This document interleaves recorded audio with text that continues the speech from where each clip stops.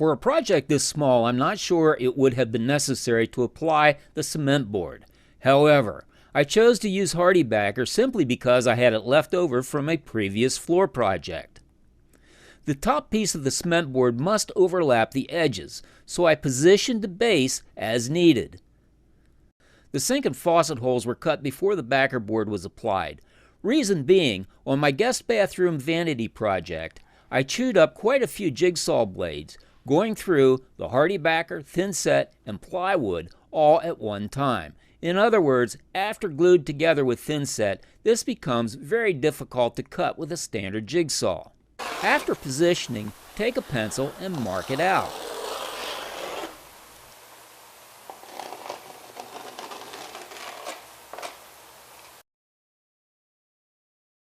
One of the tools you may want to purchase is a cement board scoring knife. As you can see, it makes it a snap, no pun intended, of cutting the board.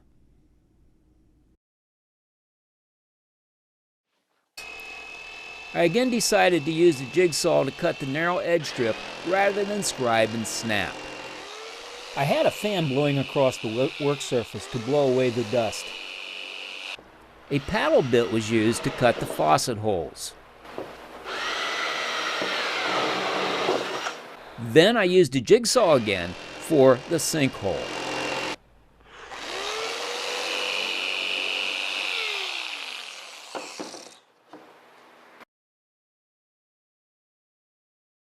Before mixing, please read the safety label.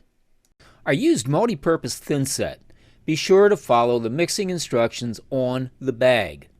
Whenever I need small batches, I usually mix in a kitchen bowl using a handheld mixer. Note that I've cut off half the blades on each paddle.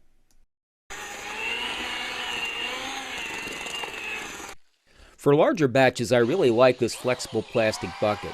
I'm using a drill-powered paddle, being careful to add just a little water at a time. Note, always keep a clean bucket of water nearby to clean your tools.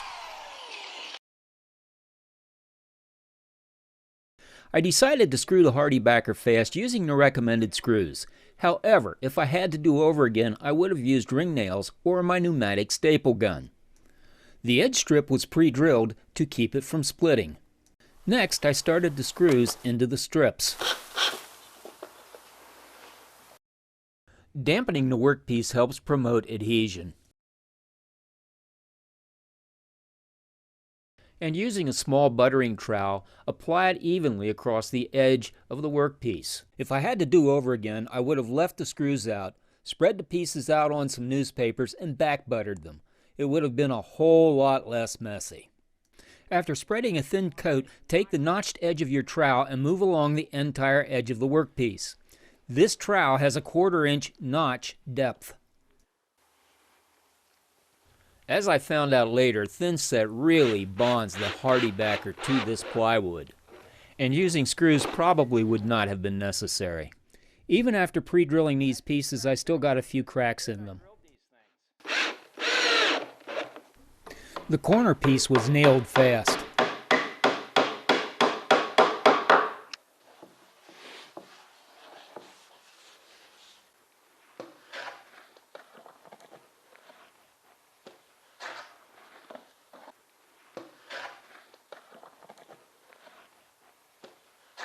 Once again, I used the notched edge of the trowel to smooth the thinset. By the way, if you value your floor, it would be a good idea to cover it with something.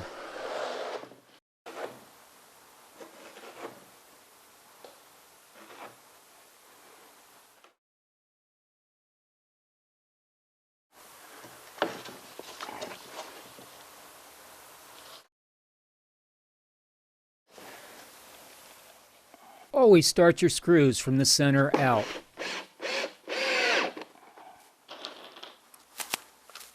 These special backer board screws do self-countersink.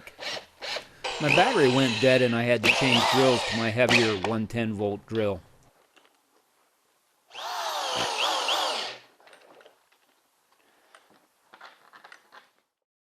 The last step of the operation is to wipe off the excess thinset.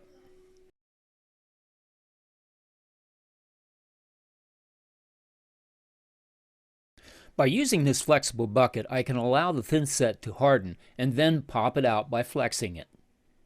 Plus, a bucket of water is absolutely necessary to clean up your trowels. And yeah, you're probably noticing I made a mess of my floor. Hey, you! Make it a great day, and thanks for watching.